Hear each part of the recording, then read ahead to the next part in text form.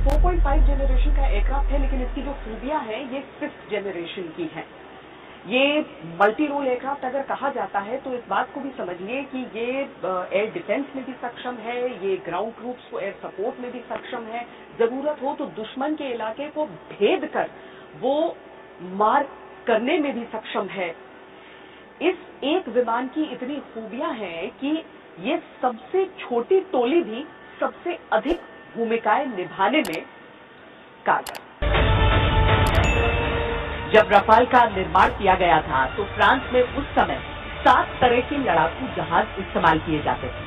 France चाहता था कि एक ऐसा विमान विकसित किया जाए जो सबकी भूमिका अकेले निभा सके। आप समझ लीजिए ये फाइटर कितना शक्तिशाली होगा जो अकेले 7 विमानों पर भारी। रफाल रक्षा में अव्वल है, आक्रमण में अचूक। रफाल फाइटर्स एयर डिफेंस और एयर सुपीरियोरिटी में सक्षम है, यानी रणभूमि में हवाई क्षेत्र पर संपूर्ण नियंत्रण रखते हैं। दुश्मन पर रफाल युद्ध की स्थिति में सामरिक दबदबा बनाए रखते हैं। यह एयरक्राफ्ट ऐसे वेपन से सुसज्जित है कि इन पहाड़ियों के बीच ये अपने सारे दायित्वों का निर्वहन कर सकता है और सारी भौगोलिक चुनौतियों का सामना कर सकता है। रफाल डायनेमिक टारगेटिंग कर सकता है, यानी योजना से परे अगर कोई नया टारगेट सामने आता है तो उसे ध्वस्त करते चलना है। रफाल में न्यूक्लियर डेटरेंस यानी परमाणु निरोध की भी काबिलियत है। ये एक ऐसा एयरक्राफ्ट है जो हर तरह के मिशन के लिए सही है। ये फोर्स मल्टीप्लायर यानी सैन्य शक्ति को कई गुना बढ़ा देता है। विमान में लगे सेंसर की मदद से ये विमान जमीन पर खतरे से सचेत रहता है और उनसे बचता हुआ निकलता है। जरूरत पड़ने पर उन्हें नष्ट भी कर सकता है। रफाल का ये सेंसर आसमानी खतरे से भी उसे आगाह कर देता है और इस वजह से वो बाकी विमानों पर हमेशा भारी रहता है। रफाल की अधिकतम रफ्तार है 1.8 माख। किलोमीटर के हिसाब से देखें तो लगभग 2000 किलोमीटर प्रति घंटा। रफाल का विंग स्पैन यानी पंखों का फैलाव 10.90 मीटर है। इसकी लंबाई 15.30 मीटर और ऊंचाई 5.30 मीटर। इसका वजन है 10 टन और ईंधन के साथ कुल 24.5 टन वजन उठाने में सक्षम है। हवा में उड़ान भरते भरते इसमें ईंधन भरा जा सकता है। रफाल एक 4.5 generation omni role all weather capable aircraft है। ओमनी रोल एयरक्राफ्ट का बेसिकली कहने का हमारा मतलब ये है कि ये जहाज पहली बात तो हर तरह के वेदर में उड़ सकता है। दूसरा, ये हर तरह के रोल एक ही मिशन में कर सकता है, जैसे कि एयर इंट्रोडक्शन हुआ, close air support, air to air refuelling. There are multiple areas of mission which this aircraft is capable of doing and हवा में भी ये रियल टाइम में अपने रोल्स चेंज कर सकता है। तो इससे काफी फ्लेक्सिबिलिटी मिलती है प्लानर को।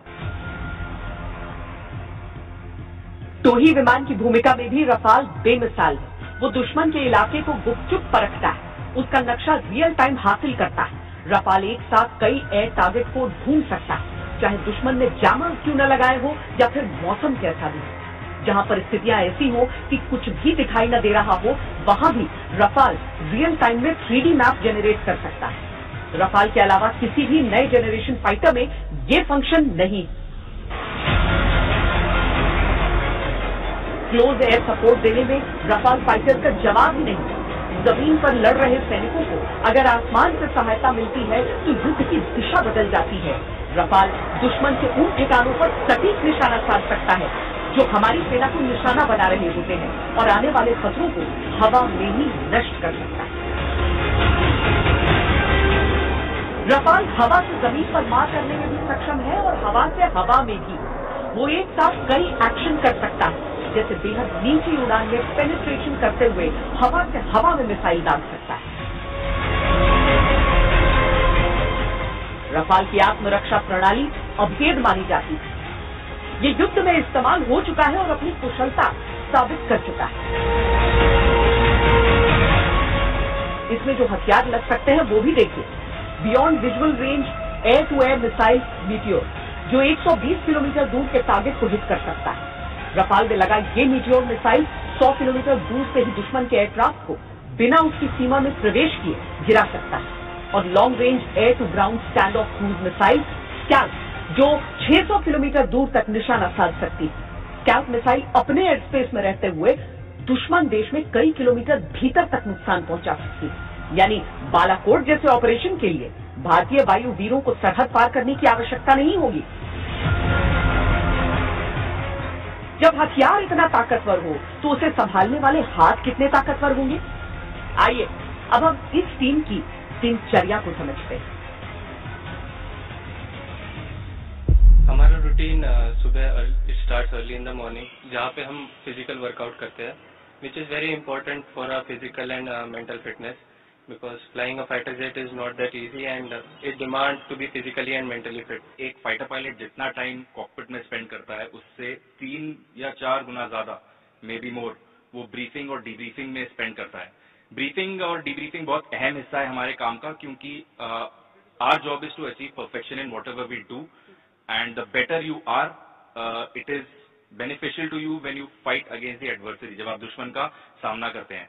तो हमारी सुबह शुरू होती है एक मॉर्निंग ब्रीफिंग से। कोई भी सॉर्टी जाने से पहले हमें उससे पहले उसके बारे में प्रिपेयर करना पड़ता है। इट इज नॉट जस्ट जो सॉर्टी हम फ्लाई कर रहे हैं, हम हवा में सिर्फ 1 घंटे के लिए रहते हैं, बट उससे पहले उसकी प्रिपरेशन के लिए काफी चीजें हमें प्लान करनी पड़ती हैं। तो that briefing part take almost 3 से 4 घंटे, जिसमें हम मिशन प्लान करते हैं। एंड ब्रीफिंग इज बेसिकली हम हवा में जाके क्या करेंगे, क्या हमारा आज का प्लान है, हवा में जाके हम क्या सीखना चाहते हैं।